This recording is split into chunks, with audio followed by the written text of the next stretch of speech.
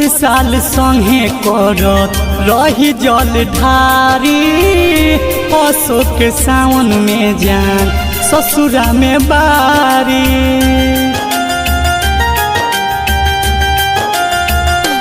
हाँ, हर साल संगे करत रही जल ढारी।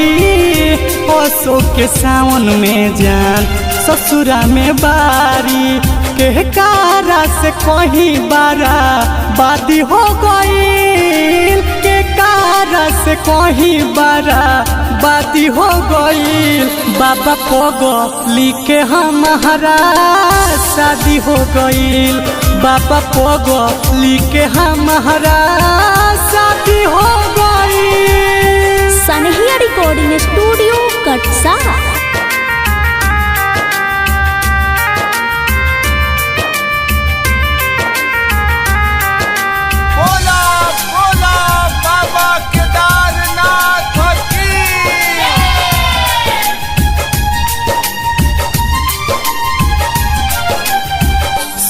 हो समारी करत रही नीरजल हो। तब काहे बाबा पैनी उनका संगे छल हो। हे बाबा काहे सपना देखावल टूट गइल। उनकर संगवा मोर छूट गइल। जिंदगी से उ हमरा अब आजादी हो गइल। जिंदगी से उ हमरा अब आजादी हो गइल। बाबा पोगो लिखे हमारा शादी हो गइल। बाबा पोगो लिखे हमारा शादी हो गइल।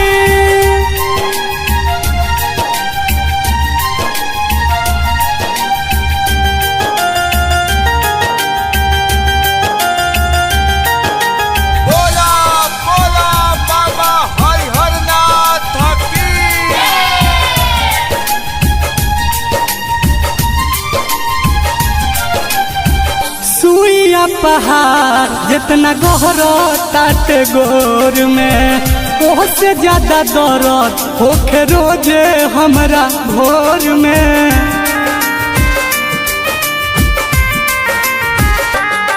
काहे मिलल नितेश के ना हक हो। यह पूछे दीवाना दीपक हो। सूती रहे मनवा अब तो खादी हो गई। सूती रहे मनवा अब तो खादी हो गई।